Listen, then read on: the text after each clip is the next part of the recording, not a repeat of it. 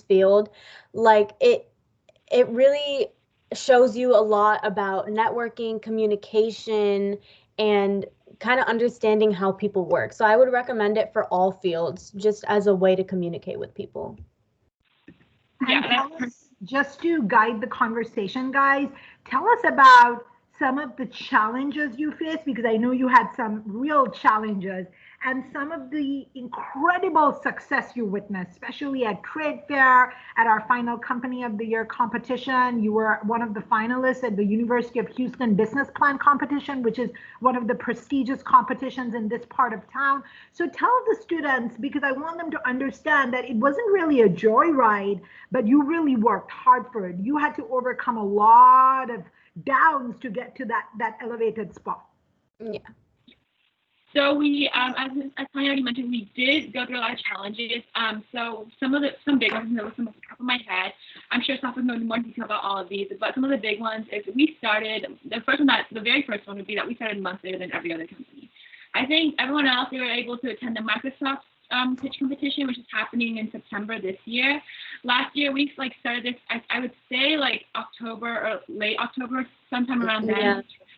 Yeah, and everyone else had started in around August, so we were very behind everyone else. Weren't able to go to that very first kickoff competition. And then we also actually had problems with our product. Our first product was actually trying to tackle this plastic waste in the world. It was with these phone chargers, and we actually got that rejected because of liability issues.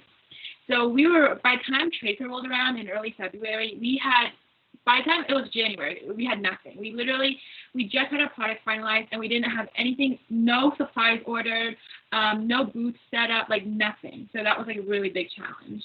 Yeah, and it was really hard for us because we only had 6 or 7 active members in the Simply team, because we were literally the last team developed, I think, possibly for the year.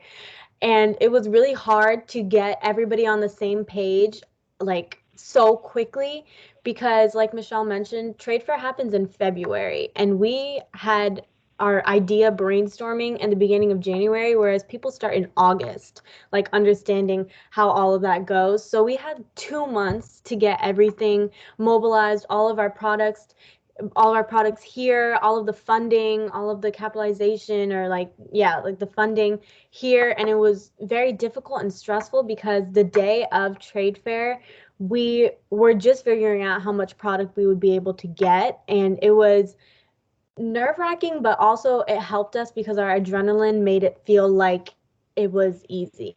So that's one of the the biggest challenges that we faced.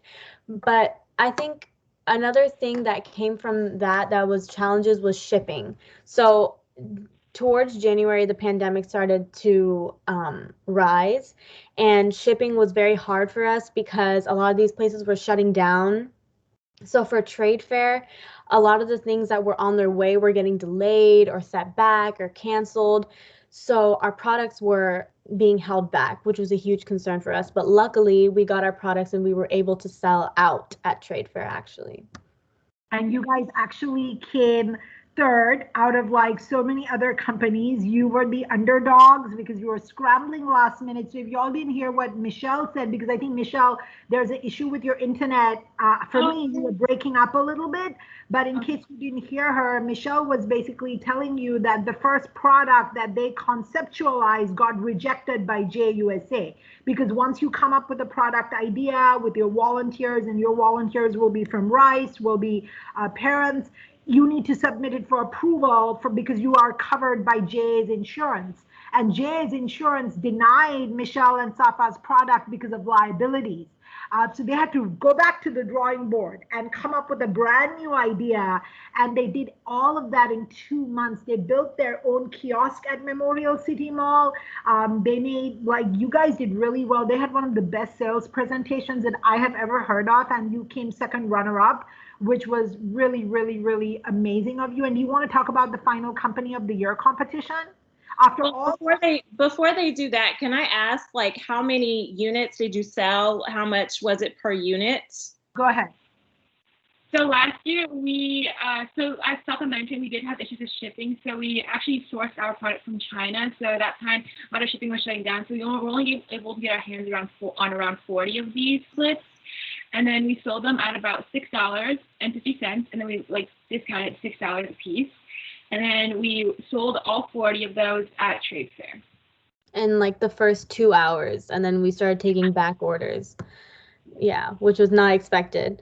Yeah. So where are you guys now? Are you planning to continue the business and continue production and all of that? So during the summer, we've. Oh. You wanna quickly dive into like what we did last year, and then we'll go into like what we're doing this year. I'll send you like that kind of a structure. Go ahead. You can talk about the successes, and then I'll do what we're doing this year. Okay. So So last year, I just want to quickly just jump back into this. I know we're talking about what we're doing this year, but I just want to really quickly point out how many opportunities that JA really offered you guys. For example, at Rice last year, that was our very first business pitch competition for all of us. I think we spent hours practicing our pitches, getting a pitch deck ready, and we didn't know we didn't know about any of this before. So it was like a huge jump, but because of that, we were able to really hone our public speaking skills. We were able to learn how to pitch to sharks, think on our feet really quickly because they'll pitch you some really hard questions. And then at trade fair, like Tanya mentioned, we had to basically customize our sales pitch to each customer because we sold one-on-one, and that was really vital training for us. Yeah, so this year through the summer, as I mentioned before, Michelle and I started with around 8 members, and we've built our company up to around 40 members now, just through the summer. Yeah. We've also been navigating online sales because we know contact is not recommended right now. So we just got our website up and running. It's about to be complete through the sales team. And through our shirts and buttons, just for reference, we ended last year with around $200 in capital, around there. And this year we've raised over $1,400 in capital just in the summer. So that gives us a lot of room for advertising, for buying our products. There's it. So we've been selling our shirts and buttons for capital. This is a chocolate mark I was telling you about, so I can't see their t-shirt. That's a Simply logo. It's a little sea. Is it a sea lion? Yeah. It's a seal because it's like a seal. Yeah, because Simply Sealed. Yeah, it's a little fun. But yeah, I'm going to add quickly on to what Safa has already mentioned. We did do all that, and that was just during the summer. But I think one of the biggest things we have taken away from our journey last year is that all those mistakes we made, all the challenges we went through, from starting late, from getting our product denied, we did that all this year as early as possible. So Tanya already knows, we already sent in our product approval form as soon as we got the whole patent issue figured out. We were able to we got these logos. These are brand new for this year only. So the one on my screen and on Safa's screen, actually Safa's sister is a graphic designer. So another big tip is to utilize your resources. We got that underway. We are about to order our clips, and we actually have a brand new packaging this year, thanks to market research last year. So some advice, just to add on to that we have for you guys, is to just create some really good company culture, create really strong team bonds. All those things, the awards that Tanya mentioned, the stuff we accomplished last year, all the challenges that Safa highlighted, we did not accomplish that on our own. We had a great team, only 8 of us, but it was still a really strong team.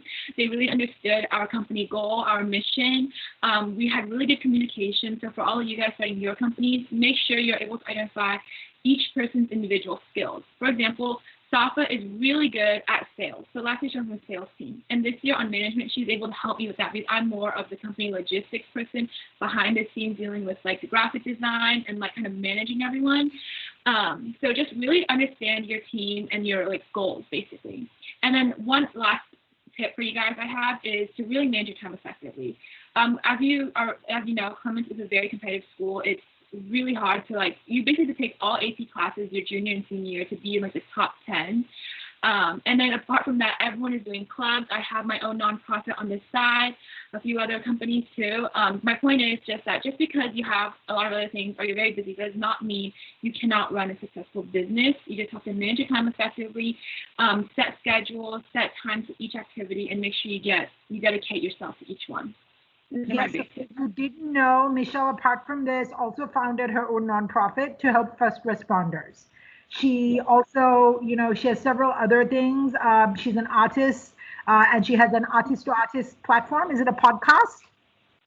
No, it's really because my art club, I'm an aspiring artist, and I'm really scared to dive into that. So I just invited a bunch of professionals who have gone through that to kind of talk about their experience to share with us and my other friends at high school who are interested. Guys, Michelle has won national awards for her artwork, so she's being modest. So let's just skip into that. I think we can move on from me. Yeah, guys, I just want to give a few minutes for the kids to ask questions because this has been awesome, but I'm also very concerned about the time. So shall we open it up?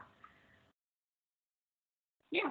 I will send an email copying, connecting Michelle and Safa to you, Takidra. So if the kids have any questions, they can continue via email. But Michelle and Safa, I hope you guys know that the village school is going to be competition. So don't be too transparent, okay? Got it. Does anybody have any questions for either one of them about their business or their journey, maybe how they handled the course load that they have along with the business?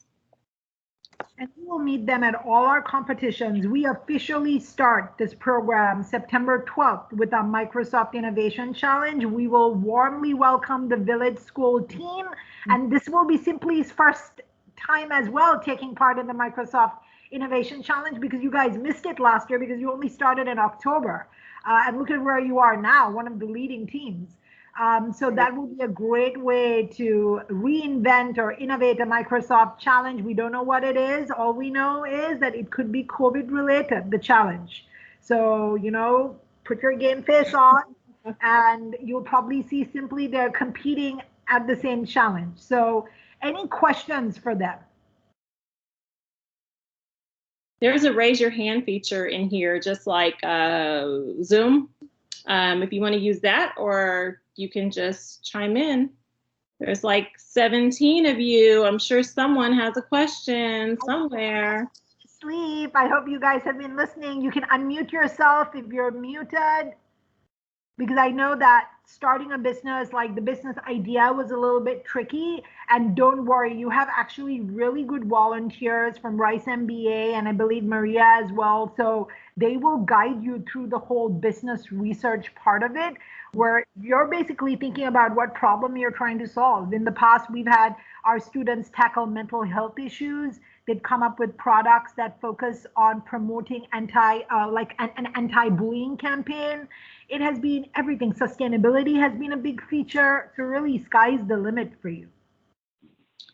Well, if there are no questions, your action item after you log out of this session, email me your biggest takeaway from this 30 minutes with the CEO and COO of Simply.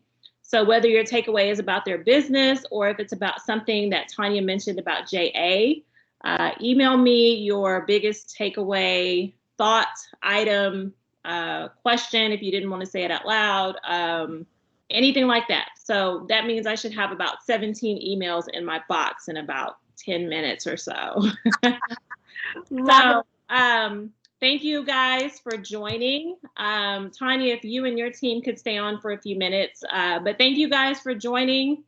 I really appreciate it. If you have not done your assignments that Nicole and Catherine so graciously have started the ball rolling on that assignment, if you haven't done that, you might want to take care of that because I believe there was a due date that was published. So if you don't have any questions, you are free to log out, but you do have something to send me via email. Thank you, kids. It was great meeting you virtually and enjoy your weekend. I'm just going to stop the recording, okay? Okay. All right, well, thank you guys so much for listening to us.